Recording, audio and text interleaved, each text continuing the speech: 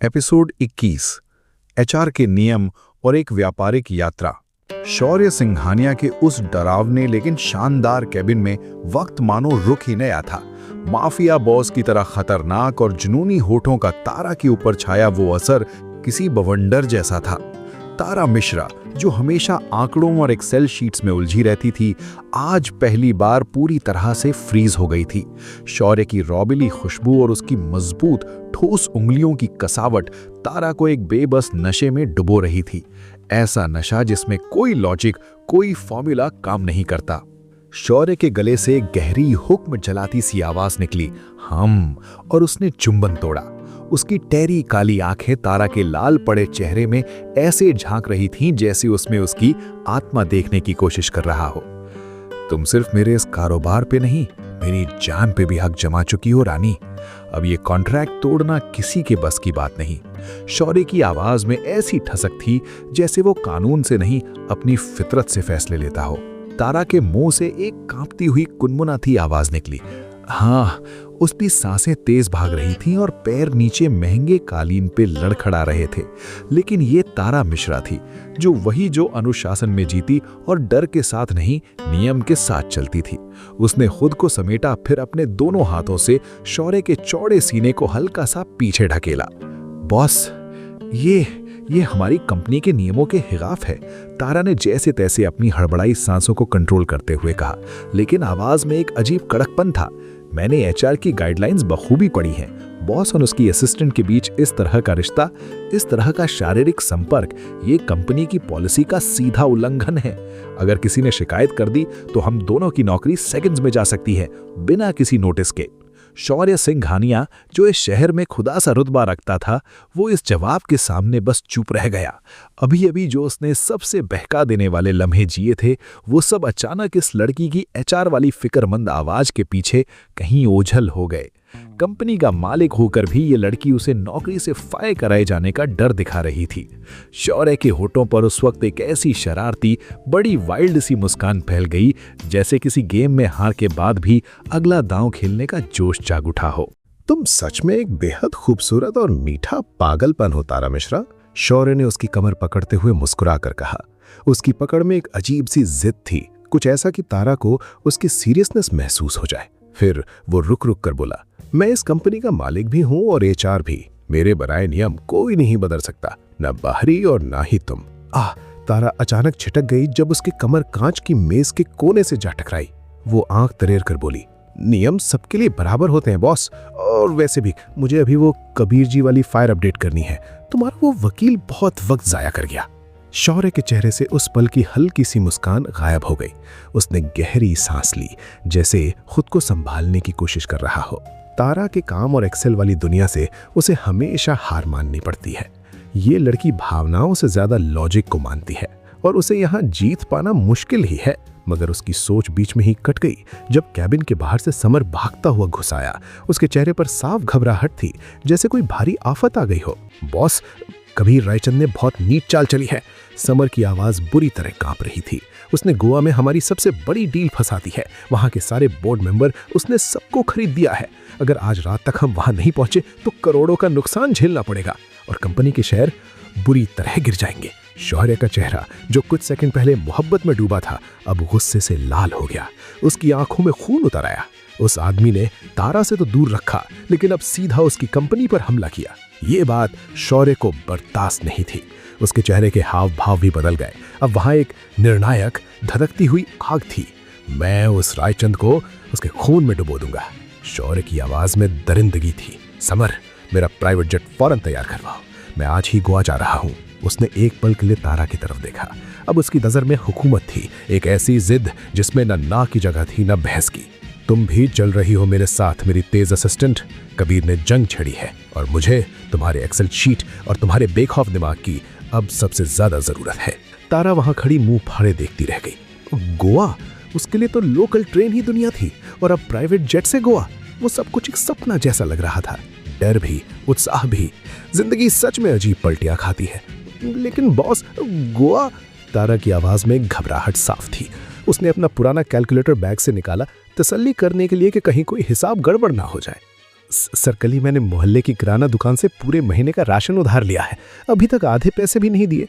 अब सोचिए अगर मैं अचानक बाहर चली गई तो मेरे घर के सारे गमलों के पौधों को पानी कौन देगा। सबसे बड़ी बात सर, इस बिजनेस ट्रिप का यात्रा भत्ता मुझे एडवांस में चाहिए। गोवा के होटल सस्ते नहीं हैं और सच कहूँ तो मैं अपने पैसों से वहाँ एक बोतल पानी भी नहीं खरीदने वाली। शौर्य सिंघानिया बस माथा पकड़ कर रह गया। करोड़ों की डील एक तरफ थी और उसकी वफादार असिस्टेंट तारा को पौधों की चिंता और टीएडीए के हिसाब पुर्जों की पड़ी थी। दिल ही दिल में शौर्य को गुस्सा भी आया और हंसी भी। उसने गहरी सांस ली, फिर अपने झुंझलाए हुए लहजे के पीछे हल्की सी मुस्कान छुपाते हुए बोला, ठीक है तारा, तुम्हें पूरी कंपनी का ट्रैवल अलाउंस मिलेगा, तुम्हें कोई भी जेब से 1 रुपया नहीं लगाना पड़ेगा। अब जल्दी से बैग पैक करो, 1 घंटे बाद निकल रहे हैं। शौर्य जानता था ये सिर्फ एक डील नहीं थी, कबीर रायचंद की चाल बस व्यापार के लिए नहीं थी। असल मकसद तारों को शौर्य से दूर करना था। मगर शौर्य भी कम नहीं था, वो भी खेल का मास्टर था। उसने कसम खा ली, तारा को किसी भी हाल में अपनी नजरों से दूर नहीं रहने देगा। उसकी हिफाजत अब उसकी जिम्मेदारी थी। कई घंटे नहीं बीते थे कि शौर्य का चमचमाता प्राइवेट जेट बादलों को चीरता हुआ गोवा की ओर उड़ रहा था। तारा ने अपनी सीट बेल्ट जकड़ रखी थी जैसे कोई तूफान आने वाला हो। पूरे रास्ते उसकी आंखें बंद थीं, हाथ पसीने से भीग रहे थे। अचानक जेट हल्का सा हिचकोला खा गया। तारा के चेहरे से चीख छूटते छूटते रह गई। शौर्य फौरन उठा, उसकी सीट के पास आया। कदमों में वही रफ्तार, चेहरे पर वही आत्मविश्वास। उसने तारा का कांपता हुआ हाथ अपने मजबूत गर्म हाथ में थाम लिया। जब तक मैं तुम्हारे साथ हूं, कोई भी तूफान तुम्हें हाथ तक नहीं लगा सकता मेरी रानी। शौर्य की आवाज जेट के सन्नाटे में गूंज उठी, हर लफ्ज जैसे तारा के दिल की धड़कनों पर लिखा गया वादा हो। तारा ने आंखें खोली। कुछ सेकंड के लिए उसकी सारी घबराहट गायब थी।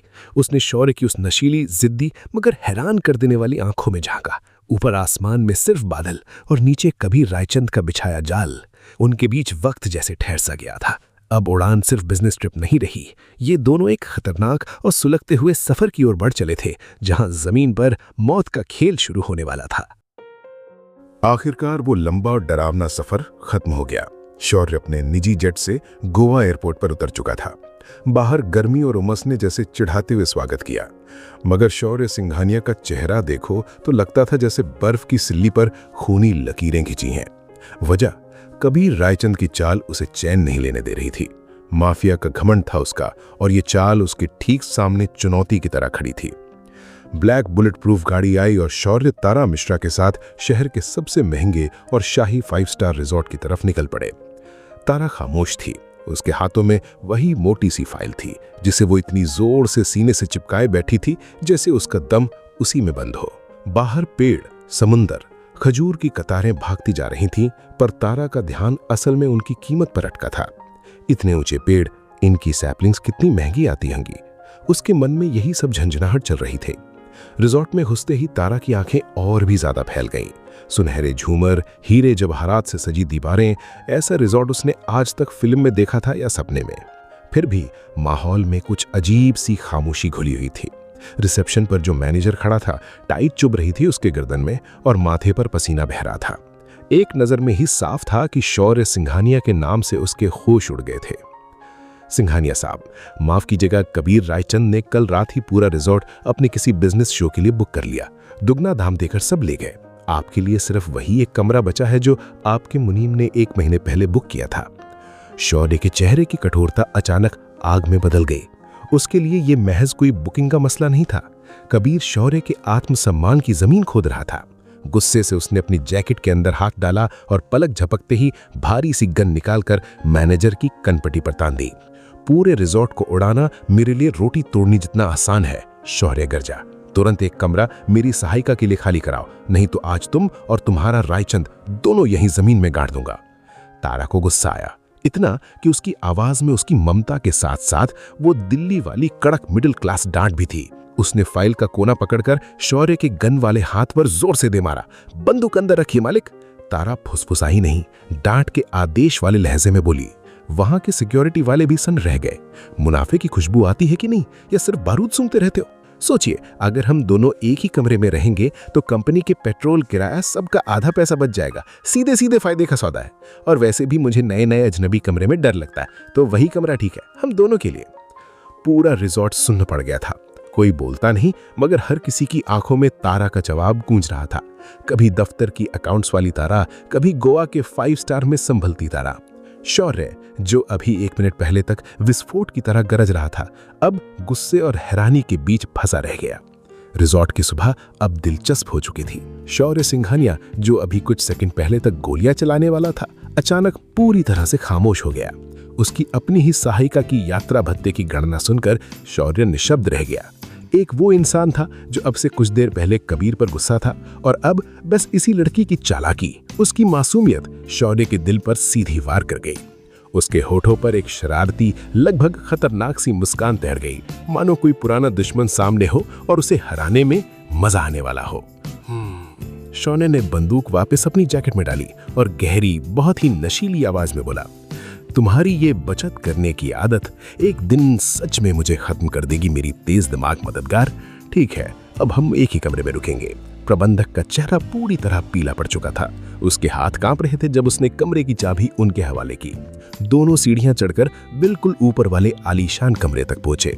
जैसे ही दरवाजा खुला, तारा के होश उड़ गए। ये कोई साधारण कमरा नहीं था, बल्कि ऐसा कमरा था जो खास नवविवाहितों के लिए सजाया जाता है।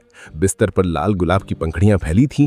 कमरे में हल्की ठंडी रोशनी किसी रहस्यमयी, खौफनाक रोमांस का माहौल बना रही थी। ये आवाज उसके गले से बड़ी मुश्किल से निकली, मानो सीने में जितनी घबराहट भरी थी सब झलक गई हो। उसका चेहरा लाज से सुर्ख उठ गया और वो जल्दी जल्दी सारी तेज बत्तियां जला बैठी, जैसे इस अजीब से डरावने रोमांटिक माहौल को कमरे से खदेड़ना चाहती हो। ये क्या बेहुदा मजाक है मालिक? तारा ने अपनी फाइलें टेबल पर पटकी। उसमें उस खास सख्ती और तंज का पुट था। इस रोशनी में मेरी आंखें खराब हो जाएंगी। भला मैं उन बदनाम बोर्ड मेंबर्स के बैंक खातों की जासूसी कैसे करूं? और ये जो फूल बिखरे पड़े, अब हमें हाउसकीपिंग को एक्स्ट्रा पैसे देने पड़ेंगे साफ करने के लिए। शौर्य सिंघानिया अब बस खुद को रोक नहीं पाया। उसने जोरदार, डरावनी सी हंसी हंस दी, जिसकी गूंज उस आलीशान कमरे की दीवारों से टकराने लगी। शौर्य ने अपना महंगा कोट उतारा और भारी भरकम कदमों से तारा के बहुत निकट आ गया। उनकी सांसें फिर से एक दूसरे की खुशबू में घुलती चली जा रही थी। उस पास आने की तारीकी कुछ वैसी ही थी जैसे बरसों पुराने दुश्मन एक कतार में खड़े हों, लेकिन अब उनके बीच टकरार की जगह कोई और लहर ढूंढ रही थी।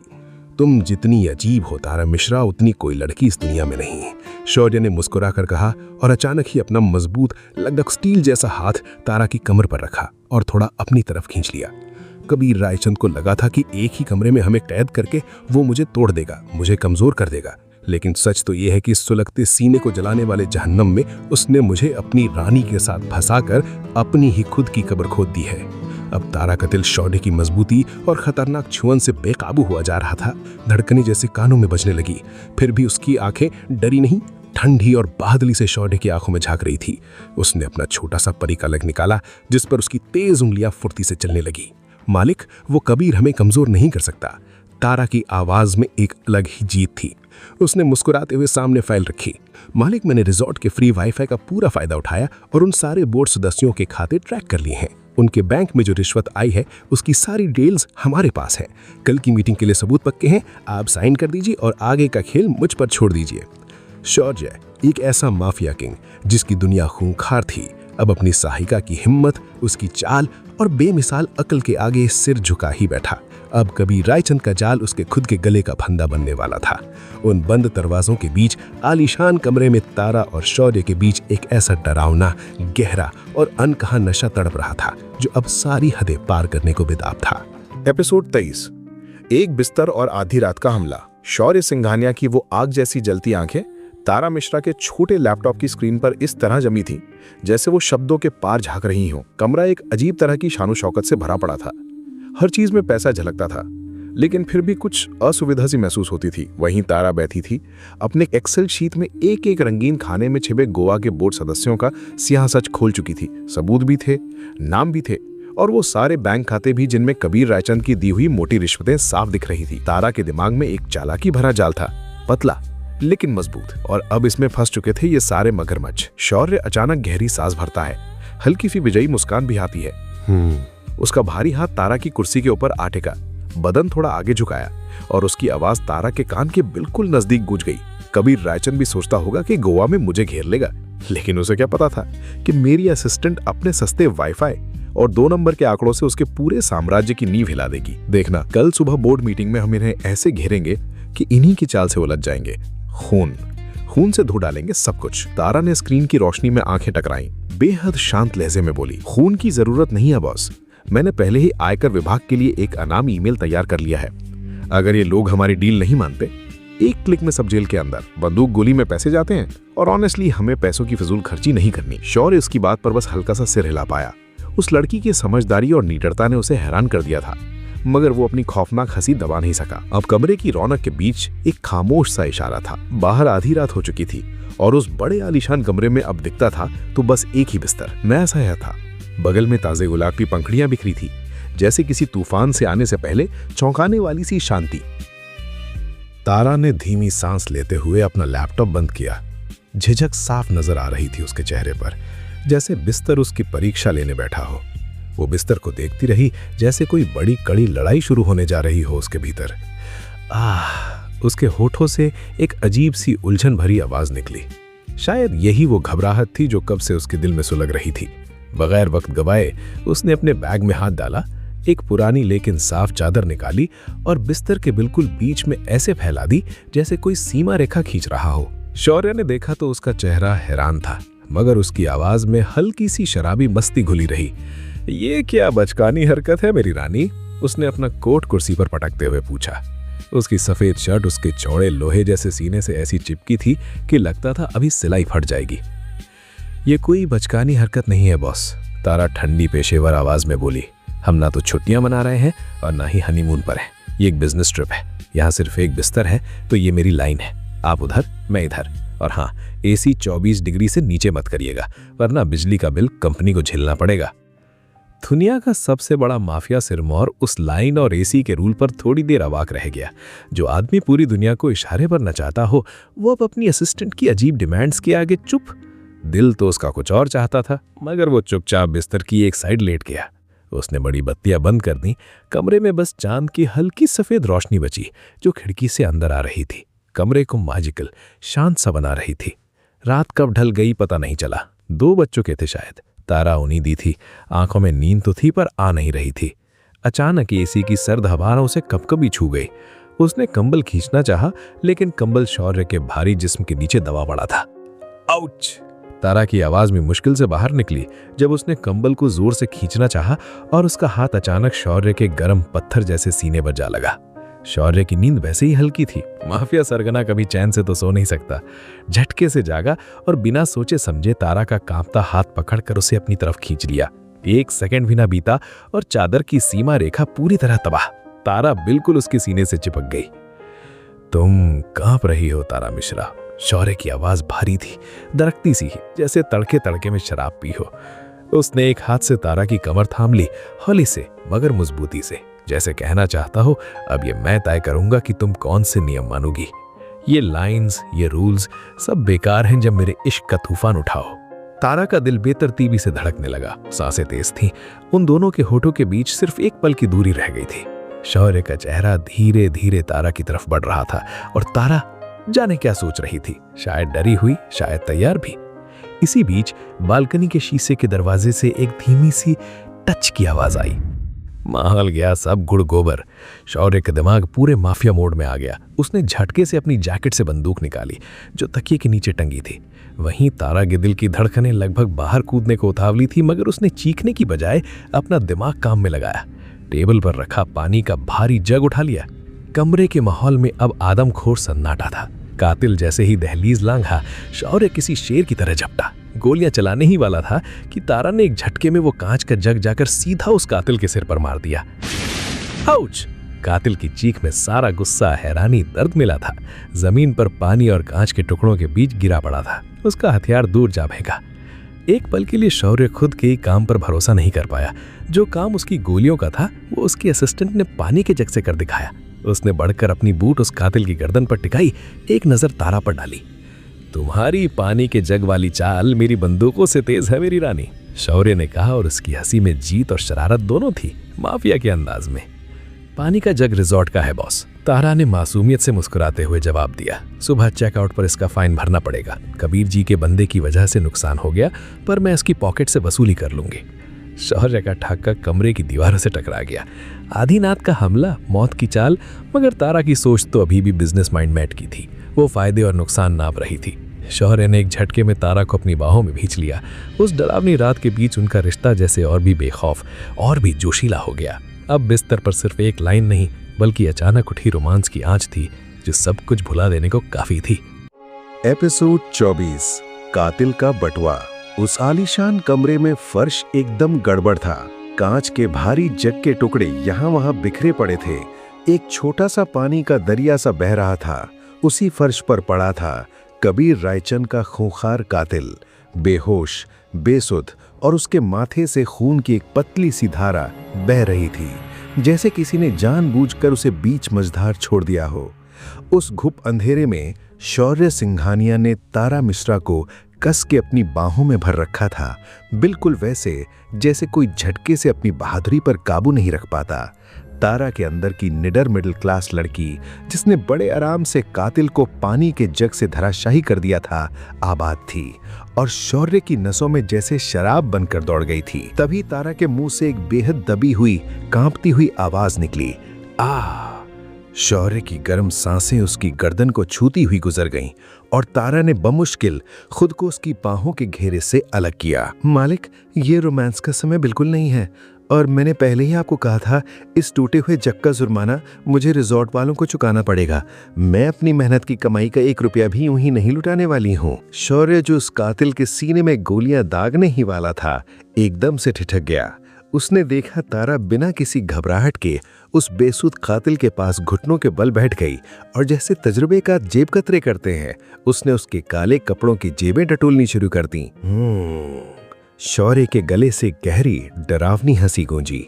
दुनिया का सबसे बड़ा माफिया सरदार हैरान होकर देख रहा था अपनी इसी तेज दिमाग रानी को, जो एक कातिल की जेब काट रही थी।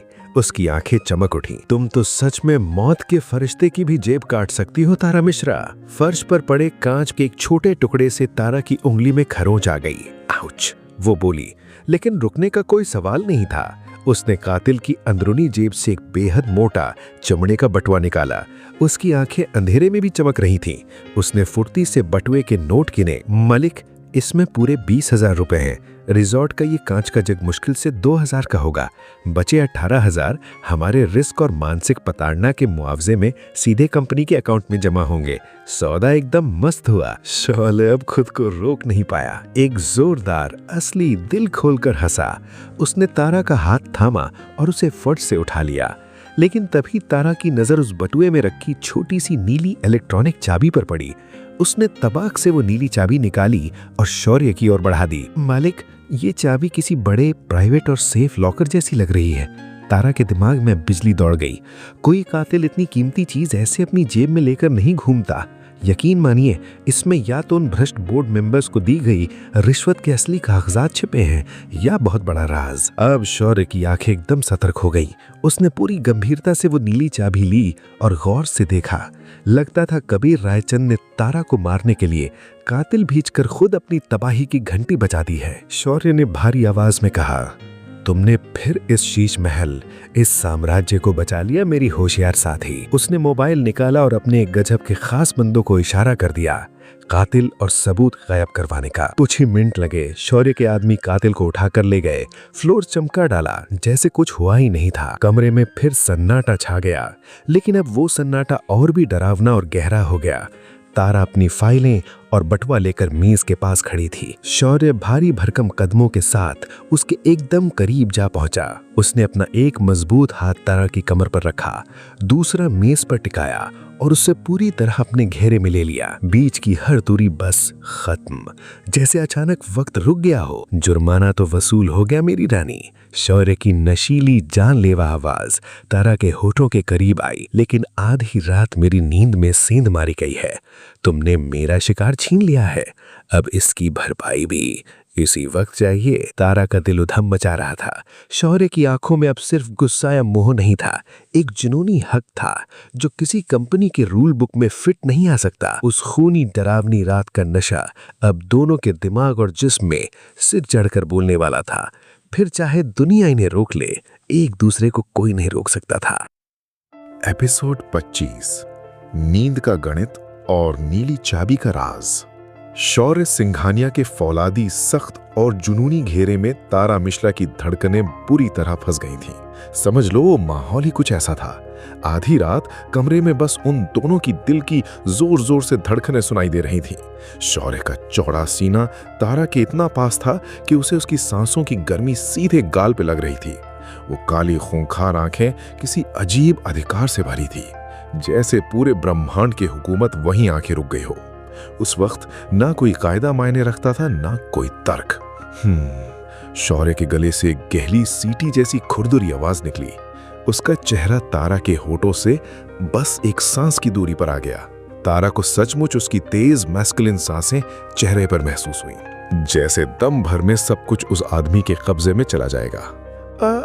तारा खुद पर काबू नहीं कर सकी। उसके मुंह से एक कांपती बेसुध सी आवाज निकली, जैसे किसी अनजान जगह पर फिसलते हुए इंसान की चीख।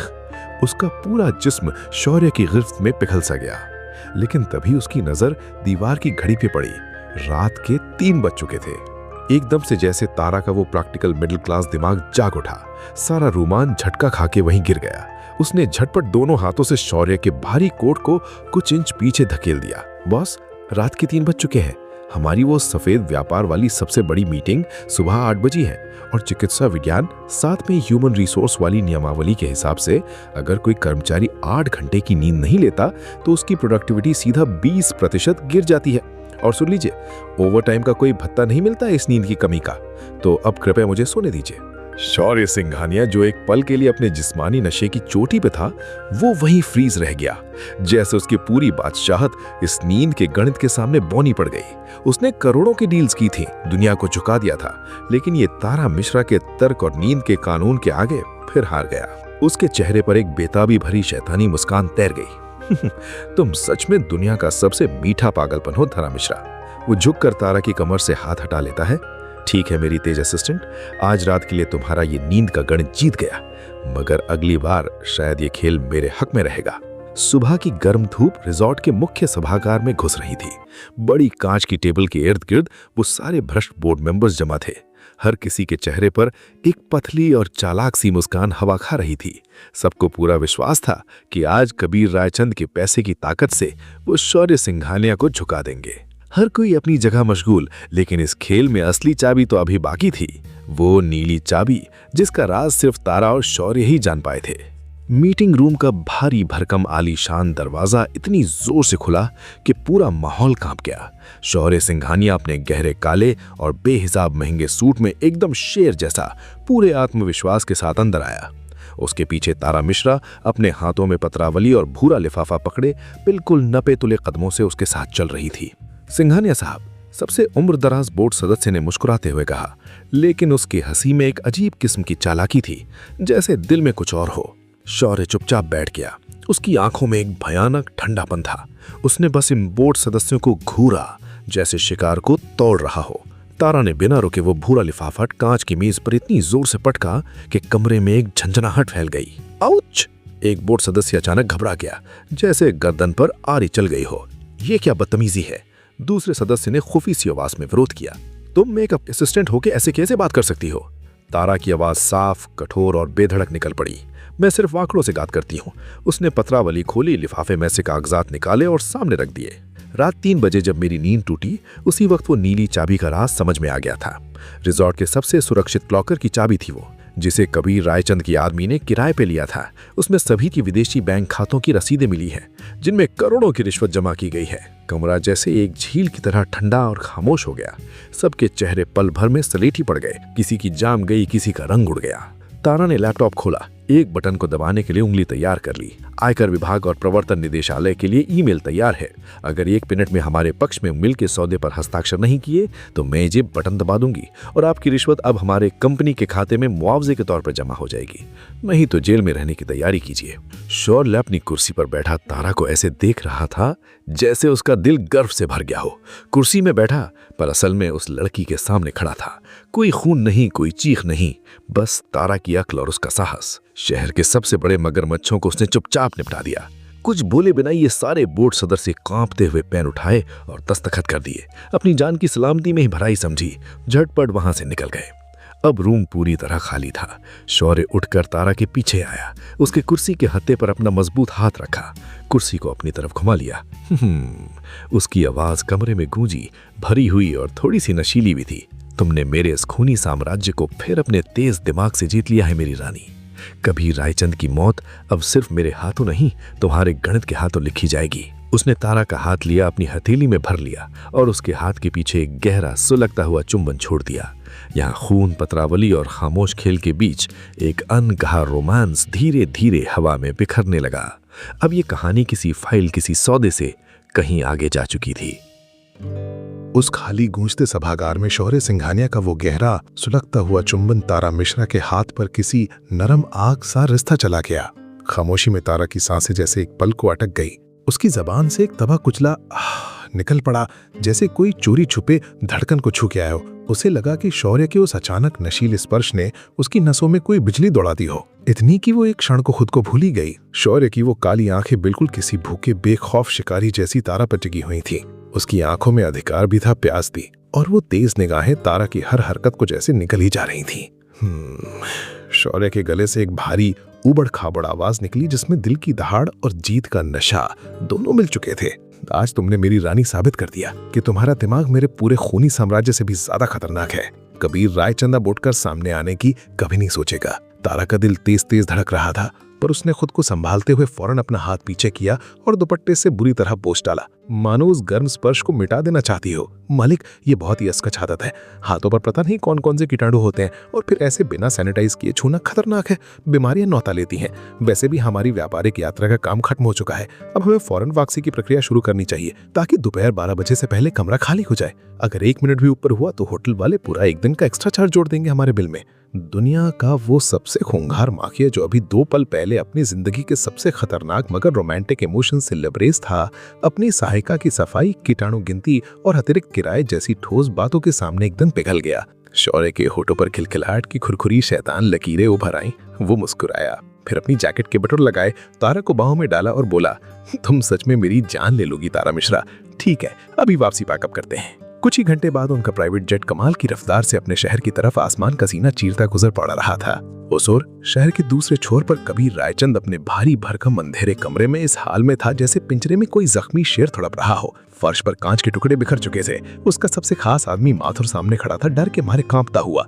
आउच! माथुर तिलमिलाया। अभी कबीर ने गुस्से में आकर कांच का भारी गिलास उसके सर के करीब दे मारा था, जो दीवार पर जाकर टुकड़े टुकड़े हो गया। तुम सब बेवकूफ हो। कबीर की आवाज में जहर परोसा हुआ था और उसकी चीख में खौफ का स्वाद घुला हुआ था। एक मामूली सी लड़की ने मेरे पूरे गैंग को अपनी उंगलियों पर नचाया और तुम सब हाथ पर हाथ धरे बैठे रहे। मेरा सारा पैसा, सारी चालें तारा मिश्रा की वो रिपोर्ट देख के राख हो गईं। अब कबीर की आंखें जल रही थी आग और ईर्ष्या से। उसने मेज पर रखा धारदार चाकू उठाया और धीमी आवाज में माथुर से फिक्रे फेंके। शौर्य सिंघानिया का घमंड अब बर्दाश्त के बाहर है माथुर।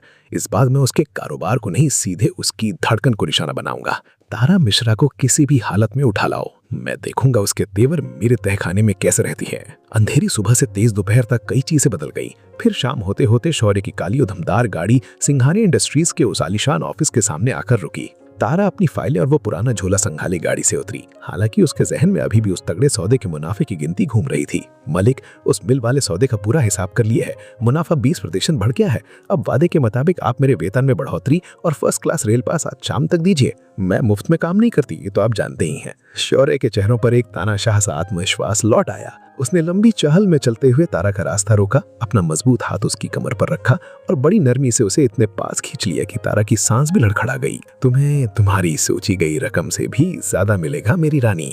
उसकी आवाज फिर से वही थी, सर चढ़कर बोलती, नशीली और खतरे की घंटी बजाती। पर अब तुम उस ट्रेन में यात्रा नहीं करोगी। कबीर रायचंद अब जख्मी सांप की तरह तड़प रहा है। मैं तुम्हें अपनी निगाहों से 1 सेकंड को भी ओझल नहीं होने दूंगा। और उस लम्हे में उन दोनों के बीच का रिश्ते का सुरूर और वो खौफनाक अधिकार दोनों तेज तूफान की तरह गहराते जा रहे थे। सामने कबीर की जानलेवा शतरंज हर चाल का इंतजार कर रही थी दोनों को लीलने के लिए। शौर्य सिंघानिया का वो जानलेवा आदेश सुनकर तारा मिश्रा का दिमाग बिल्कुल भड़क गया। उसका मध्यम वर्गीय सोच ऐसी बातें सुनकर हमेशा तुर्श हो जाता है, और वो खूंखार माफिया सरगना उसे उस धक्का मुक्की वाली रेलगाड़ी में सफर करने से साफ मना कर रहा था, जैसे तारा किसी राजघराने की बेटी हो। शौर्य की आवाज गहरी थी, एकदम अधिकार भरी, जैसे उसके आसपास की हवा में कोई और सांस भी नहीं ले सकता। उसने अपना फौलादी सा हाथ तारा की कमर पर और कस लिया, जैसे वो तय कर चुका था कि इस लड़की को अब कोई खतरा नहीं छू सकता। तारा के मुंह से बहुत ही हल्की घुटी सी आवाज निकली जब शौर्य ने उसे अपनी तरफ खींचा। उसकी आंखों में गुस्सा, हिम्मत और एकदम अलग जिद थी। मालिक, ये बहुत महंगा और गैर जरूरी खर्च है। आपकी गाड़ी का माइलेज तो बेहद खराब है, पेट्रोल की कीमत आसमान छू रही है। मेरी रेलगाड़ी में मैं पूरी तरह सुरक्षित हूँ। मेरे मोहल्ले के गुंडे भी मुझसे उधार मांगते हैं, तो सच कहूँ तो मुझे किसी सुरक्षा की जरूरत नहीं है। शौर्य वहीं खड़ा हो गया जैसे उसके पैरों में सीमेंट भर गया हो। जिससे उसने मौत के साए में देखा था, वो लड़की माइलेज का हिसाब लगा रही थी। वो कुछ कहने ही वाला था, शायद डांट देता, लेकिन तारा फुर्ती से उसकी पकड़ से निकल गई, झोला उठाया और ऑफिस के पिछले दरवाजे की ओर बढ़ गई। बाहर शाम का अंधेरा गहरा था जा रहा था। सड़कों के झाग जैसे फीके हो रहे थे। शहर की गलियां सुनसान थीं। तारा तेज कदमों से फाइलों को कसकर पकड़े स्टेशन की ओर जाने वाली तंग गली में चल रही थी। उसका दिमाग अभी भी वेतन वृद्धि के आंकड़ों में उलझा हुआ था, जैसे उसकी दुनिया में बाकी सब बातें बस छोटी छोटी परेशानियां हैं। अचानक दो भारी काली गाड़ियां पूरी रफ्तार और धमक के साथ तारा के सामने आकर रुकी। पहियों से चिंगारी उड़ी, जैसे गुस्से का ऐलान हो। औच! तारा ने अपने नए कुर्ते पर उड़ती कीचड़ देखी तो मुंह से डर सी आवाज निकली। आज वो कुर्ता पहली बार पहना था। मनी मन सोच रही थी, अब इसका रंग गया। गाड़ियों के दरवाजे खुले और में से कबीर रायचंद के 6 खूंखार पर हथियारबंद कातिल बाहर निकले। उनके चेहरे पर एक अजीब सी क्रूर मुस्कान थी, जैसे दुनिया से बदला लेने आया हो। तो यही है वो लड़की जिसने हमारे कबीर साहब की नींदें उड़ा रखी हैं। एक भारी भरकम कातिल ने जहरीली आवाज में खौफनाक चाकू दिखाते हुए कहा, चुपचाप गाड़ी में बैठ जाओ, वरना इसी गली में काट कर रख देंगे। जिस हालात में कोई आम लड़की चीख कर बेहोश हो जाती, तारा मिश्रा का गणितीय दिमाग दरअसल अपनी कुर्ती के दाग में ही उलझा गया। क्या तुम लोगों को गाड़ियां चलाने की तमीज नहीं है? तुमने मेरी कुर्ती पर कीचड़ उछाल दी। इसका रंग बहुत कच्चा है और उस साबुन के खर्च का पैसा मैं तुम्हारी गाड़ी कबाड़ में बेचकर ही वसूलूंगी। और ये जो चाकू दिखा रहे हो, इस पर जंग लगी है। अगर इससे मुझे मामूली खरोच भी लगा तो टिटनेस के इंजेक्शन का पूरा खर्च तुम्हें उठाना पड़ेगा। कातिल जिनकी रगों में डर दौड़ता था, तारा की साबुन, कपड़े और टिटनेस की बातों में उलझकर मतवाले से खड़े रहे। उनका दिमाग जैसे जाम हो गया। उसी वक्त गली के कोने से एक ऐसी दहाड़ सुनाई दी जो किसी की भी रूह कंपा दी। शौर्य सिंघानिया भारी बंदूक लेकर मौत का देवता बनकर वहां खड़ा था। उसकी काली आंखें आग सी चमक रही थीं। मेरी रानी से दूर हट जाओ कीरो। शौर्य की आवाज बर्फीले तूफान जैसी थी, जिसमें डर, गुस्सा और प्यार सब एक साथ तैर रहे थे। पलक झपकते ही शौर्य ने अपनी बंदूक निकाली और सीधे उन गुंडों के पैरों पर गोली चला दी। एकदम सटीक निशाना, जैसे उसे जरा भी हिचक नहीं हो। गली में गोली चलने की आवाज गूंजी तो सब जैसे थम सा गया। हर तरफ डर भर गया। एक के बाद एक दर्द में डूबी चीखें सुनाई दी। वे गुंडे वहीं गिर पड़े, खून में लथपथ, बिल्कुल बेबस। शौर्य बिना रुके एकदम सख्त कदमों से आगे बढ़ता गया। उसकी चाल में खून की प्यासी बदहवासी थी। वो तारा के पास आ पहुंचा और सामने लेटे चाकू वाले गुंडे की गर्दन अपने भारी लोहे वाले बूट से दबा दी। जरा सी भी रहम नहीं, मानो ये सब शौर्य के लिए आम बात हो। तुम्हारी इतनी हिम्मत कि मेरी इस धड़कन को छूने की? शौर्य की आवाज गुस्से से कांप रही थी। पता नहीं कभी इतनी नफरत या इतनी फिक्र उसके चेहरे पर पहले देखी थी या नहीं। वो तो सब कुछ खत्म ही कर देने वाला था, लेकिन तभी तारा ने फटाफटाकर उसका हाथ थाम लिया। मालिक, आप फिर से गोलियां चला रहे हैं, तारा ने एकदम सादा लहजे में कहा और अपनी फाइलें सीने से लगा ली। इन कारतूसों की कीमत बहुत ज्यादा है, पता है? इनको यूं मत उड़ाइए, पुलिस के हवाले कीजिए, फिर देखिए इन पर जुर्माना कैसे ठोका जाता है। तारा की आवाज में मासूमियत थी, मगर उसके भीतर की फिक्र साफ झलक रही थी। शौर्य कुछ देर तो ऐसे ही तड़पता खड़ा रहा।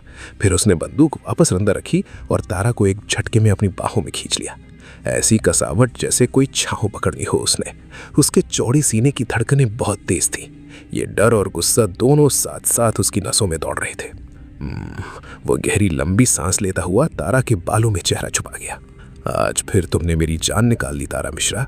मैंने तुम्हें पहले ही आगाह किया था ना, रायचंद अपने गुंडे तुम्हारे पीछे भेजेगा ही। तारा का दिल तो जैसे उसके छूने भर से ही उछल गया था। फिर भी वो खुद को काबू में रखने की कोशिश करने लगी। उसे मालूम था शौर्य की पकड़ अगर किसी बारूद जैसी थी तो उसकी फिक्र किसी छांव जैसी। शौर्य ने एक पल की भी देर नहीं की।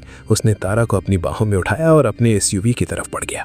अब ये तुम्हारी फाइलें और तुम्हारा हिसाब किताब मेरे घर से चलेगा मेरी सहायिका, उसने वहीं अपनी खतरनाक डूबती हुई आवाज में कहा, जो सीधा तारा के कानों में गूंज रही थी। कबीर रायचंद ने सभाने पार कर दी। अब तुम अपने उसी मोहल्ले में नहीं रहोगी, अब तुम्हें मेरे महल में रहना होगा, मेरी नजरों के सामने। तारा की आंखें खुली की खुली रह गई। शौर्य का वो पागलपन अब उसे पूरी तरह अपनी गिरफ्त में ले चुका था। कबीर की एक घटिया चाल शौर्य के मन की आग को और भड़काने वाली थी। अब ये प्यार, ये हिफाजत एक सुलगती खतरनाक जंग में बदलने वाली थी। एपिसोड 28, बैल का बिजली का बिल और मास्टर बेडरूम की जिद। शौर्य सिंघानिया की भारी भरकम बुलेट प्रूफ गाड़ी ने आखिरकार शहर की तमाम भाग दौड़ और शोर को पीछे छोड़ दिया है। जैसे ही वो वीरान लेकिन हैरत अंगेज महंगे इलाके में घुसी, लोहे का गेट किसी अदृश्य इशारे पर अपने आप खुला और गाड़ी एक ऐसे महल के सामने जा खड़ी हुई जिसे देखकर किसी का भी मुंह खुला का खुला रह जाता। तारा मिश्रा अपनी फाइलें सीने से चिपकाए कार से बाहर निकली। मजे की बात यह है कि उसके दिमाग में उस चमकते महल की भव्यता नहीं, बल्कि वहां लटक रहे झूमरों की गिनती, दीवारों पर जगमगाती लाइटें और बिजली के मीटर की रीडिंग घूम रही थी। आउच! तारा की आवाज में झल्लाहट थी जैसे ही उसकी नजर बगीचे में लगी बड़ी नाचती फव्वारों की कतार पर पड़ी। बॉस, सच में क्या आप इस पूरे शहर का पानी अकेले पी जाना चाहते हैं? इन फव्वारों के मोटर कितने हॉर्स पावर के होंगे? आपके महल का बिजली का बिल देखने के बाद तो मुझे दिल का दौरा पड़ जाएगा। इतनी फिजूल खर्ची हमारे बजट को सीधे इसी में पहुंचा देगी। शौर्य सिंघानिया वही आदमी जो अभी कुछ घंटे पहले पूरे शहर की नींद उड़ाने वाले गैंगस्टर की तरह बॉडी के ढेर लगाया था, अपनी कार के दरवाजे पर चुपचाप खड़ा रह गया। उसने अपनी तेज दिमाग असिस्टेंट को मौत के जबड़े से खींचकर निकाला और यहाँ आकर वही लड़की फव्वारों के हॉर्स पावर और बिजली के बिल का बजट बैठा रही थी। शौर्य के गले से गूंजती भारी सी हंसी निकली। उसने अपना भारी भरकम कोट उतारा और तारा के एकदम पास आकर खड़ा हो गया, जैसे कोई सिरमौर अपनी रियासत का मुआयना करने निकला हो। इस शहर की बिजली और पानी मेरे इशारों पर चलते हैं मेरी रानी। अब तुम मेरे महल में हो, बिल्कुल महफूज।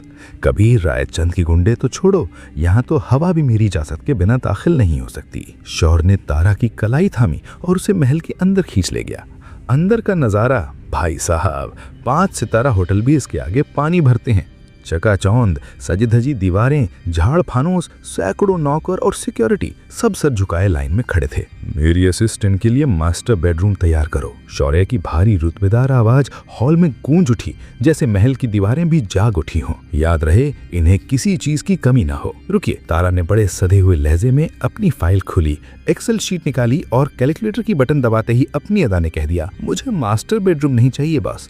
3 टन का एसी, इतनी बड़ी जगह, बिजली की खपत आसमान छू लेगी। मैं अकेली लड़की हूँ, मुझे स्टोर रूम या सीढ़ियों के नीचे छोटा सा कमरा दे दीजिए। एक पंखा बहुत है, कंपनी के पैसों की बचत भी होगी। नौकर और सुरक्षा कर्मी सुनने रह गए, क्योंकि देखो, दुनिया का सबसे बड़ा माफिया किंग अपने स्टाफ को सबसे शानदार कमरा दे रहा था और वो असिस्टेंट स्टोर रूम की जिद लगा बैठी थी। शौर्य की आंखों में अपराधी वाला नशा अब कुछ और ही आग में तब्दील हो रही थी। उसने नौकरों को एक इशारे में भगा दिया। जैसे ही सब निकल गए, शौर्य फुर्ती से तारा को उठाकर सजी धजी दीवार के साथ सटा ले गया। तारा की घबराई हुई हल्की आवाज उसके होठों से निकली। अब उनके बीच कोई फासला नहीं रह गया था। शौर्य की कड़क मर्दाना खुशबू तारा की सांसों में बेहिसाब उतर रही थी, जैसे महल की ठंडी हवा उसके रोम रोम में दौड़ गई हो। तुम सच में दुनिया की सबसे मीठी पागल हो तारा मिश्रा। उसकी मजबूत लोहे जैसी उंगलियां, तारा की कमर बिगड़ी, उसकी काली रहस्यमयी आंखों की गहराई में तारा लगभग डूब ही चली थी। स्टोर रूम छोड़ो, अब तुम्हारा कमरा वही होगा जिसमें मैं सोता हूँ। कबीर रायचंद ने तुम्हें टारगेट करके मेरे अंदर के खूंखार जानवर को जगा दिया है।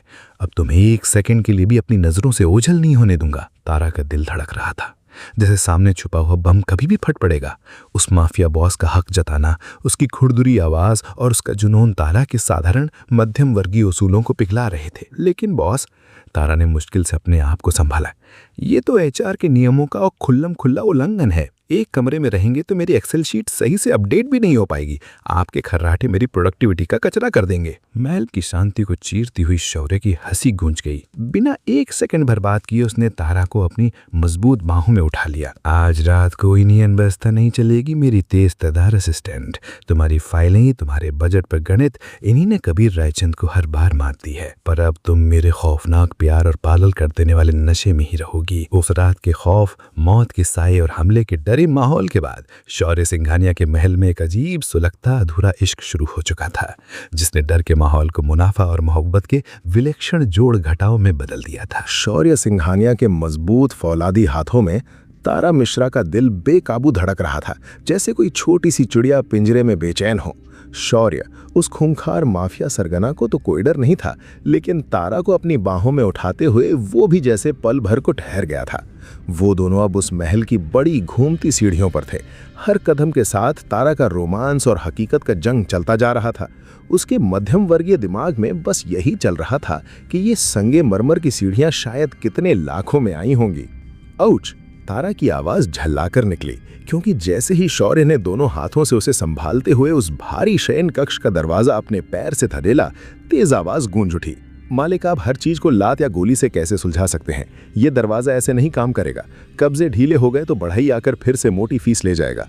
उसने आंखें तरीनी, लेकिन शौर्य का तो अपना ही अंदाज था। वो पल भर के लिए रुक गया, जैसे पिघल सा गया हो। उसकी गहरी सांस उसके सीने में समा गई और उसने तारा को बहुत प्यार से मखमली बिस्तर पर उतार दिया। वो बिस्तर इतना नरम था कि तारा उसमें जरा सी धंस गई, जैसे किसी गद्दे वाले जादुई बादल पर हो। तारा के मुंह से हल्की सी आवाज निकली, आह, और तुरंत उठने की कोशिश की। मलिक, ये गद्दा हमारी रीढ़ के लिए सही नहीं है। मेडिकल साइंस साफ कहता है हमें हमेशा थोड़ा सख्त बिस्तर चाहिए। और ये जो रेशमी चादरें हैं, धोने का खर्चा हमारा साधारण डिटर्जेंट निकाल नहीं पाएगा। अगर मेरे बालों का तेल लग गया तो सीधे ड्राई क्लीनिंग की पर्ची मिलेगी और सब पैसे आपकी कंपनी के खाते में ही जाएंगे। इतना सुनते ही दुनिया के सबसे खूंखार कातिल की हंसी कमरे की दीवारों से टकरा गई। उसने अपना महंगा कोट बड़े ड्रामेटिक अंदाज में कुर्सी पर फेंका और भारी कदमों से बिस्तर के बिल्कुल करीब आ गया। उसके चेहरे के भाव बदल गए थे। ये शौर्य का अपनेपन और अधिकार का अजब कॉम्बो था। उसने दोनों मजबूत हाथ तारा के दोनों ओर बिस्तर पर रख दिए और अपना चेहरा बिल्कुल तारा के पास ले आया, जैसे उसकी सांसें तारा में समा रही हों। तारा की पलकें खुद ब खुद बंद होने लगीं, जैसे वो उस खौफनाक सरगना के प्यार में खोने को तैयार हों। मालिक, तारा की आवाज़ कांप रही थी, फिर भी वो रुक नहीं पाई। आप फिर से मानव संसाधन के सारे नियम तोड़ रहे हैं। ये सुनकर शौर्य के होठों पर शरारती मुस्कान लौट आई। वो तारा के होंठ चूमने ही वाला था कि अचानक उसका निजी फोन बुरी तरह बज उठा। माहौल बिजली की तरह बदल गया। शौर्य ने रोमांटिक फीलिंग्स पल में खूनी गुस्से में बदल दी। फोन उठाया, दूसरी तरफ समर था, उसका सबसे भरोसेमंद आदमी। मालिक, कबीर रायचंद ने बहुत घटिया चाल चली है। उसने तारा जी के पुराने मोहल्ले के सारे घरों का कर्जा रातों रात खरीद लिया और धमकी दी है कि अगर तारा जी सुबह उसके दफ्तर में फाइल लेकर नहीं पहुंची तो वो पूरे मोहल्ले को बेघर कर देगा। शौर्य की काली आंखें गुस्से से अंगारे सी जल उठी। कबीर ने तारा की सबसे बड़ी कमजोरी पर निशाना साधा था, उसके अपने लोग। शौर्य ने बिना एक पल गवाए फोन रखा और गन उठा ली। उसके हाव भाव से साफ था, आज रात कबीर की कहानी खत्म करने का इरादा बना लिया था। लेकिन तभी तारा ने उसके हाथ को कसकर पकड़ लिया। रुकिए मालिक। तारा की आंखों में डर नहीं था, बस एक गणितीय आत्मविश्वास चमक रहा था। अगले ही पल उसने पर्स से कैलकुलेटर निकाल लिया। दरअसल कबीर जी को बिजनेस का ABCD भी नहीं पता। मेरे मोहल्ले के लोगों ने जो कर्जा लिया था उसकी पूरी फाइल मैंने खुद ऑडिट की है। उनमें कानूनी गलती है और ये गलती हमें बचा लेगी। शौर्य, जो अभी अभी गोली चलाने की सोच रहा था, चुप रह गया। उसे यकीन हो चला था ये लड़की अपने मोहल्ले को बचाने के लिए आंसुओं या इमोशनल ड्रामे के बजाय तथ्य और कागजात सामने रखती है। कानूनी गलतियों को ढाल बनाकर लड़ती है। उस कर्ज की ब्याज दर रिजर्व बैंक के नियम से काफी ज्यादा है। तारा ने जीत की मुस्कान के साथ कहा, हम उस अवैध वसूली के खिलाफ मुकदमा दायर करेंगे और वो सारा कर्जा शून्य हो जाएगा। कबीर जी ने तो जैसे अपना पैसा पानी में बहा दिया। अब उस डरावनी रात में कबीर रायचंद की बर्बादी का नया एकदम गणितीय अध्याय शुरू होने वाला था। एंड ऑनेस्टली शौर्य एक बार फिर से अपनी जहरीली मगर होशियार सहायिका की वजह से दिल हार बैठा था। अगली सुबह की हल्की धूप ने सिंघानिया महल की मोटी खिड़कियों से झांका और कमरे के हर कोने को छू लिया। तारा मिश्रा उस रातसी बिस्तर के बिल्कुल छोर पर छोटी सी बच्ची की तरह सिकुड़ी हुई थी। शायद उसकी नींद में भी उसका दिमाग लगातार किसी फाइल के हिसाब किताब सुलझा रहा था। वही जिद्दी मध्यम वर्गीय सोच जो उसे कभी चैन नहीं लेने देती थी। दूसरी तरफ शौर्य ने जैसे पूरी रात सिर्फ उसे निहार कर ही बिता दी।